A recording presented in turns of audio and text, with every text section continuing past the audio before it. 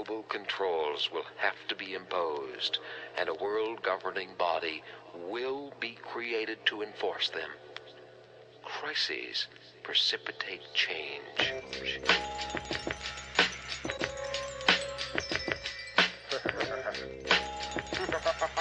Secretly plotting your demise. I want to devise a virus. Hello everyone, Darko 2012 here with Global Government News, and I just want to say right off the bat, anybody that's been checking out the Cutting Edge radio show, either live on Shoutcast or on my Darko 2012 playlist under the Cutting Edge, if you checked out those that show either live or on YouTube, I just want to say thank you, I appreciate it, and to spread the word if you can, so that other people will check it out. The shows, just like my YouTube channel that I started, well, I've had a YouTube channel, but I never really started making videos until last November, and I've had a lot of success with doing this, and so I've started this radio show with someone named Digital Addiction, who goes by the name of Delta, and it is called The Cutting Edge, and it's every Saturday night, and it is at 9 p.m. Eastern Standard Time on Shoutcast Radio. You can go to the video itself, and there'll be at the end of the videos there'll be a caption that gives you the link, but you should be able to find it pretty easily if you need to. Beyond that, otherwise you can just wait for the videos to come out. But that's about it. Here we go. This is called H1N1 protection added to the next season's flu shots. A CDC advisory panel recommends nearly everyone in the U.S. receive the new enhanced vaccine. So, just going off what I know about the H1N1 flu vaccine, pandemic vaccine, I don't trust it. I didn't take it, and I don't plan on taking it. I know that they had something going on in the Ukraine and Central Europe.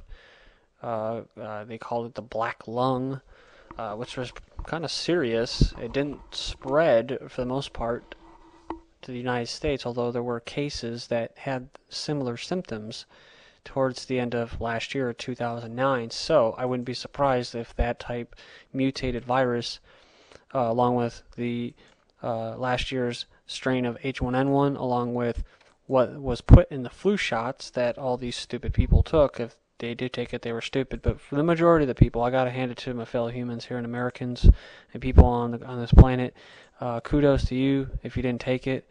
You did live. You didn't die, and there was a lot of people that didn't take it because they have a stockpile surplus of vaccines that are unused. And the first thing that they did with that, of course, is what? Because this is a eugenics operation, this is about population control, they sent it to third world nations. That's where they sent all those unused vaccines, from France, Germany, the US, and UK. I posted an article or a video on that and covered that. So, yeah, and then the other thing is, too, I just want to give a little bit of background because you can read this for yourself. It's not a huge article, so I'll be able to blast through it. But just one more thing about this little made in the lab, part bird, part pig, part human flu. There has been scientists that said that everything points towards this thing being made in a lab, and the vaccines that they're offering with the squalene and the thimerosal, which is 50% mercury, along with Wolfgang, or whatever his name is, the health minister in Germany, and a politician who's said that the cells that were used, the embryos, or the eggs that they used to contain these things, were, to his knowledge, cancerous, from cancerous animal cells. So you're not just going to get sterilized, you're going to get possibly cancer, and you're going to have mercury, which eats holes in your brains. And this isn't to scare you, this is just hopefully to you to do your own research if you don't know about any of this, so that you can tell your family and your friends and even your doctors who are going to tell you to take the shot, oh, there's nothing to do wrong with it, and then you can ask them if they give their children a shot or they took the shot, and they'll say, well, no, I didn't, in fact. But yeah, biggest point I want to make here is that that they had these vaccines, a recall last year of H1N1 pandemic vaccines. They were the children's vaccines, and they said that they were, quote, not strong enough. And what were those vaccines? Those were the ones without the thimerosal. Those were the mercury-free ones. So just goes to show you what it means when they say it wasn't strong enough. So here they go, enhanced vaccine. So whenever they say that, it's bullshit. With these words. At the peak of the influenza A H1N1 virus epidemic last year, Atlanta internist Sandra Freifhofer, MD, had to refuse vaccine for some patients because they did not fall into the priority group set by the Centers for CDC, which was what? Pregnant women and children, right? That's really, really nice, right? And screw the old people. A lot of old people end up dying because they didn't take the shot. That shouldn't be a problem during the next flu season, as the FDA has decided to include a pandemic 2009 H1N1 virus in the Northern Hemisphere's 2010-2011 seasonal flu vaccine. So now they're combining it with the regular flu vaccine. This will make vaccine strategies much simpler, so we can focus on getting people vaccine and protected rather than trying to figure out which group they're in, or should they get the vaccine now or later.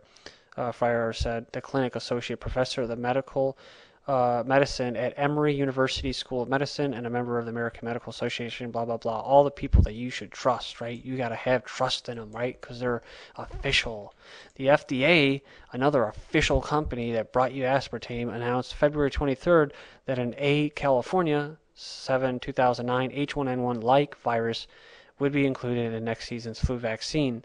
This is the same virus used in the 2009 H1N1 monovalent vaccine, which means it has a live virus in it. That's what that means. I looked it up. It means live.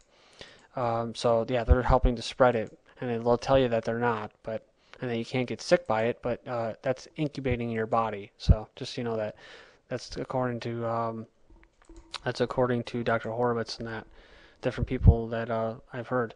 The FDA's move was followed a day later by a federal panel's recommendation to administer next season's flu vaccine to nearly all Americans, including healthy young people, a group that was disproportionately affected by the H1N1. The Advisory Committee on Immunization Practices, which advises the CDC on vaccine issues, on February 24th, voted to expand seasonal flu immunization to everyone except babies younger than 6 months. Well, that's so nice of them, isn't it?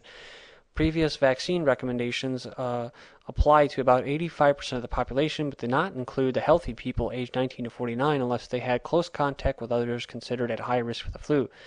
ACIP's proposal will go to the CDC and Health Department. If approved, it would become policy and be considered the standard practice of care for vaccines. 2009, the 2009 H1N1 vaccine pandemic, showed us that elderly people aren't necessarily the only ones at risk for serious consequences of influenza. The committee thought the time was now to really recommend everyone to get a flu vaccine, but there's concern that the increased demand for the flu vaccine caused by expanding the recommendations could lead practices waiting longer than usual for requested doses. And you see what's going on here, guys? This is what they said last time, the fear-mongering. Oh, there's not going to be enough vaccines, and they had drive-thrus for vaccines, and they did all this other stuff, but what happened? No, half the people didn't take it. They had all of them left over, so this is all crap. What they're saying, oh, there's going to be so many, we're not going to be able to meet demand. It says, meanwhile, a new seasonal flu immunization, Sanofi Pasteur's Fluzone high dose, will be available for adults 65 and older. And it says here, the FDA approved the high dose vaccine in December 2009, and its February meeting gave the go-ahead for the use, but stopped short of recommending it until efficacy studies were available. Flu vaccine demand. It says that Skinner said it's difficult to predict how expanding the seasonal flu vaccine recommendations will affect manufacturers that struggled to meet high demand for H1N. See, that's crap. They're lying. They didn't. There was no real demand for it. Historically, fewer than half of the number of people who are advised to get this vaccine do so. And it says, I'm not going to have time to read the rest of this, guys. I'm sorry. But I would recommend that you go and read it yourself here. And read it for yourself, because it's nothing but propaganda. And so if you were thinking about taking a shot, don't. Please do your research. Thank you.